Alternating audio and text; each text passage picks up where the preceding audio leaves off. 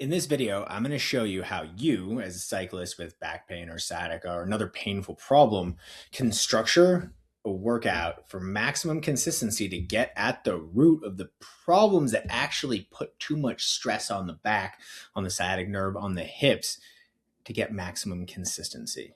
This is the key. Getting the right work for long enough to make it work is what actually gets results. And I run into a lot of riders who are like, yeah, I understand that I need to do some mobility work. I understand that I need to do some strength work, but I just don't know how to sequence that in a way that I can get consistent to actually get results. And really, that's where a plan can fail. Even if you have the right stuff, but you don't know how to build it, you don't know how to change it, it's just going to fall off and it'll end up on the scrap heap of just another thing that didn't work. That said, if you already have an understanding of what's going on, like what's causing the problem in the first place, why there's too much stress on your back, all that's left to do is to do the work. Now, if you don't quite understand the problem, like you haven't done, your research on it, or you don't want to, you haven't had any kind of assessment on it, that is a first step. And if you want my eyes on the issue, in the description down there, I'll put a link to my calendar for a cycling back audit. It's a 30, 45-minute session to understand exactly what's going on with you. And I'll be able to say whether working with me would be a good fit or whether you need to move in a different direction after that. No pressure on it whatsoever. I'm just looking to start to give you an idea of what you're going to need to do. That's typically for a cyclist that has had a pain problem longer than 6 months. You're not riding the way that you want to. Your performance is suffering and you need help with it. That said, if you've already got an understanding of what you need to do, but you're just having trouble with a plan that sticks, this video will show you how to sequence that in a way that if you run it consistently, you're going to get results. Take the guesswork out. You put the right stuff in. You do it for long enough that it'll work. Well, it'll work. So the method that I created, the method that I use, it's called the 3-2-1 method. So we have 3 mobility workouts a week, 2 strength workouts a week. Both of those are focused primarily on improving your mechanics to take stress off your back, to distribute force well on the bike, so you can ride pain-free with zero concern that it's going to come roaring back. Now, the one in the equation, 3-2-1, is an integration ride, which we go once a week. I'm giving my athletes specific instructions on how to improve their position and their body mechanics on the bike. So that's not the subject of this video, but I wanted to give a well-rounded view of how I actually put all 3 phases together. But for mobility and strength, I'm going to show you exactly how to sequence it. You already have an idea of what you need to do. Here's how you sequence it so that you actually will do it with consistency to get results. And remember, results, that's riding pain-free with zero concern that it's going to come back, so that you're not limited in your speed. You're not limited in the length of rides you can do. And you can get out on the group rides, you can get out with your friends, and you can get all the benefits of the reason you ride a bike in the first place, whatever that means to you. So let's rock. What I'm going to show you here, there are exercises that I've pre-populated in here, but I'm showing you more the framework than the specific exercises. Your job from here is to figure out, okay, exactly what do you need from an exercises perspective to be able to actually get at the root of your problem.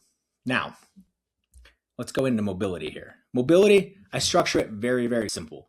My base that I'll use with folks, sometimes it'll be less, it's almost never more.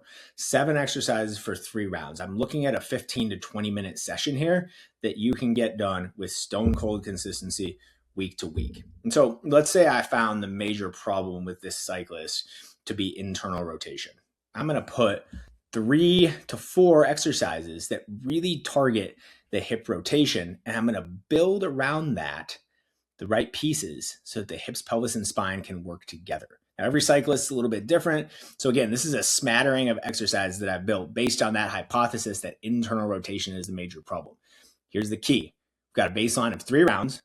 2 is better than 1. 1 is better than 0. Ideally, we're getting 3 rounds of this done efficiently, just moving exercise to exercise. We don't need any rest periods here, and we're going to run through that 3 times. So your job is to figure out, okay, exactly what do I need to build this the right way? Make sure you're targeting your biggest limitations, but make sure it also is a well-rounded plan that hits your hips, pelvis, and spine from all directions in ways that doesn't add a lot of stress to your body. Mobility typically shouldn't be super painful. There might be a couple of things in there that get at the pain a little bit, but then you feel pretty decent afterwards. If you're feeling cooked after your mobility work, it means that you're going too hard. You're picking exercises that are too stressful on your body. And I can't emphasize that enough. We are trying to coax better mechanics. We're not trying to force them, because that's actually the way that you get results the fastest. You move at a pace that your body can absorb the work so that it can actually recover from it. You can actually carry that over onto the bike. So it's not about just raw effort and banging into your end ranges to try to force them to open up. We want to coax that motion. So this is 3 days a week, and the goal is to be stone cold consistent here. Now, of note, I'm typically going to switch this type of plan up every 2 weeks. So for you, what that means is you don't want to get too comfortable doing the same stuff for 2 months, 3 months at a time. You want to make sure that you have an idea of how you're going to change up some exercise, not necessarily to keep your body guessing, but to give your body variety to help you to actually build on what you're doing so that you don't just hit a plateau and stay stuck. Mobility is simple. Grouping of exercises, run through it 2 to 3 rounds, do it consistently, and you'll start to see your mechanics change. Now on the strength side, what I like to do for my athletes specifically is structure this in a certain way. So consistency is important here as well. Like we need to make sure that we have a plan that we can actually do week in and week out. Twice a week is the target so that our body will actually respond to the work. It's a little bit more complex in terms of how I draw it up, and I'll give you a few things that you can practically implement today. So I splice strength workout as my standard. I will switch this up depending on where a athlete, a cyclist is at in their plan. But I'm going to put in 4 different supersets of 2. So that means we're going to do one superset through its entirety before we move on to the next one. I always start with a little bit of activation work that gets the hips moving with the pelvis, that gets the pelvis moving with the spine. So these two are really a hips and pelvis together. I'm going to go get things activated, kind of get things turned on, if you will. I don't use a lot of band work. I want my athletes to really feel the joint mechanics, not to get overwhelmed by the load of a band. So on these clams, I'll often write in the description here, we will never band this one. We want authentic connection to the hips, not forced connection, just as an example.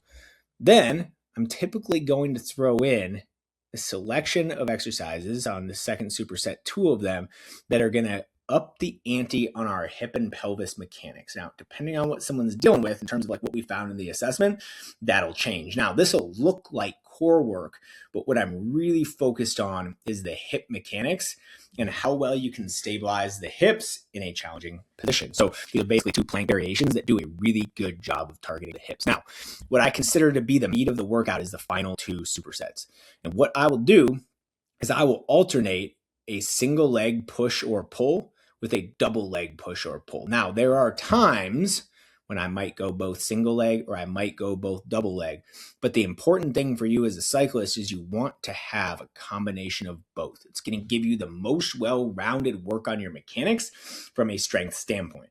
I'm always going to include a little upper body work as well, right? We typically don't do it as cyclists, but connecting the upper body to the lower body, the spine, the pelvis as well. It's very important in terms of sequencing our mechanics that we actually improve them and it actually carries over onto the bike. So you'll see here, this is a single leg pull with the kickstand deadlift combined with a double leg push. It's a goblet squat where you do a press at the bottom. It's just an example of an exercise. And then I've combined that with a single arm pull and a double arm push. So ultimately, insert exercises here, but you're looking at a little bit of activation in the first superset. You're looking at some work to stabilize the hips. You could even just say core work for the second superset as well, but I like to get specifically into the relationship between the hips and the pelvis with most cyclists. And then you've got your 2 like meat of the workout supersets where you're going a single leg or a double leg push or pull, alternate that with some arm work, and then you go and you flip it. So if you did a single leg pull on the first one, you go double leg push, or vice versa.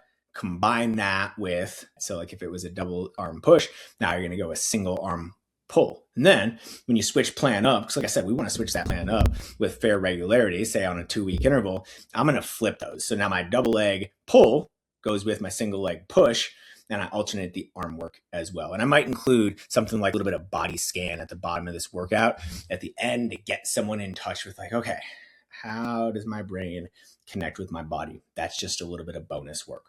So this is how I draw it up. We've got 3, 2, 1, 3 days a week, mobility every week with consistency. Get that down to 15 to 20 minutes and you'll have something that you will do on a regular basis.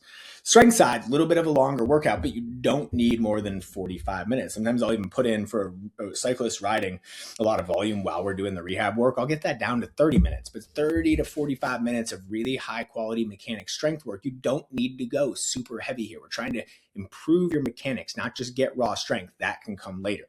You put these pieces in place, combine that with a little bit of body awareness work on the bike, and you have a framework that you can run week over week with some phase changes where you're adding challenge, adding new exercises to really assess, okay, where am I at on the roadmap? This is how my riding is feeling. What else does my body need?